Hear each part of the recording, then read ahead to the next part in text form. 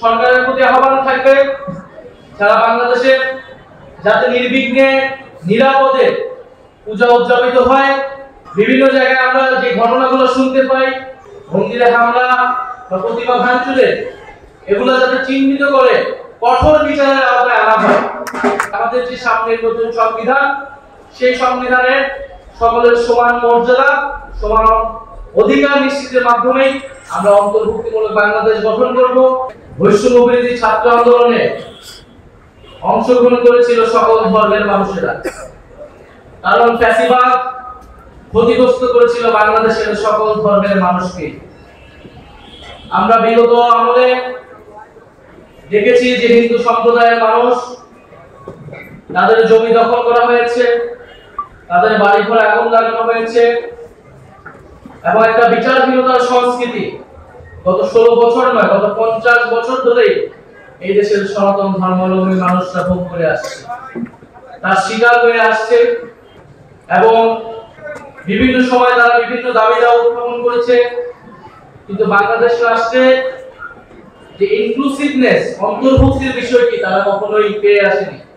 আমরা বলেছি জুলাই গণ অভ্যুত্থানের মধ্য দিয়ে তরুণরা জেগে উঠেছে, ফলে তরুণদেরকে এই বাংলাদেশ পরিবর্তন করতে হবে, সেই দায়িত্ব আমাদের কাঁধে এসে পড়েছে।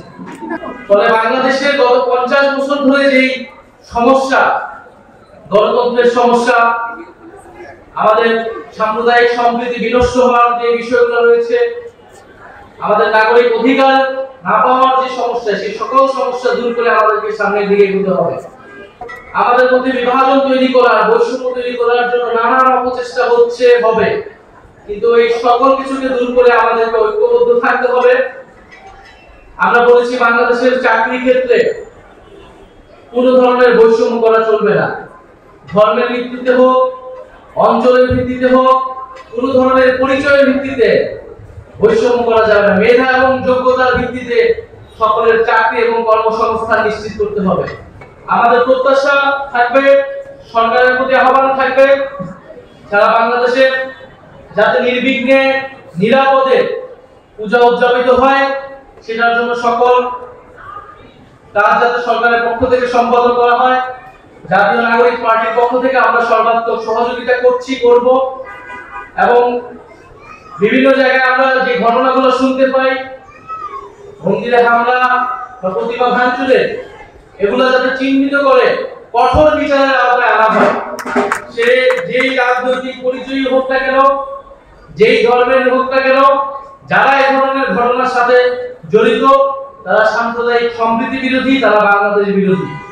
ফলে তাদেরকে কঠোর বিচারের আওতায় আনতে হবে এবং সনাতন ধর্মাবলম্বীদের যে দাবি দেওয়া, গত 1 বছর ধরেই তারা বিভিন্ন দাবি দেওয়ার কথা বলে আসছে, অন্তর্বর্তী সরকারের প্রতি আমাদের আহ্বান থাকে তাদের সেই দাবি দেওয়া যাতে যথেষ্ট গুরুত্ব সহকারে বিবেচনা করা হয় এবং যৌক্তিকতার সাথে সেই দাবি যাতে পূরণ করা হয়।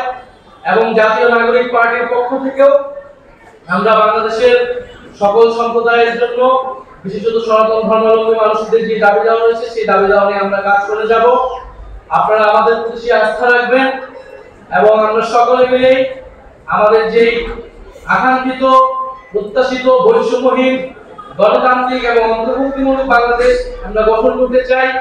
যে বাংলাদেশ গঠনের জন্যই 1971 সালে লক্ষ লক্ষ মানুষ জীবন দিয়েছিল, যুদ্ধে গিয়েছিল। যেই বাংলাদেশ গঠনের জন্য 2024 সালে গণ অভ্যুত্থানে আমরা সবাই মিলে অংশগ্রহণ করেছিলাম, আমাদের ভাই বোনেরা শহীদ হয়েছিল।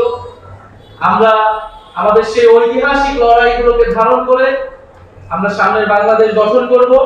আমরা নতুন সংবিধানের কথা বলছি, গণপরিষদ নির্বাচনের কথা বলছি, কারণ আমরা মনে করি আমাদের সংবিধানের সকল সম্প্রদায়, সকল নাগরিকের যে মানবাধিকার, নাগরিক অধিকার এবং সমান মর্যাদা, সেটি নিশ্চিত করা হয়নি। ফলে আমাদের যে সামনের নতুন সংবিধান, সেই সংবিধানের সকলের সমান মর্যাদা, সমান অধিকার নিশ্চিতের মাধ্যমে আমরা অন্তর্ভুক্তিমূলক বাংলাদেশ গঠন করব। আমরা দায় ও দরদের বাংলাদেশ গঠন করব।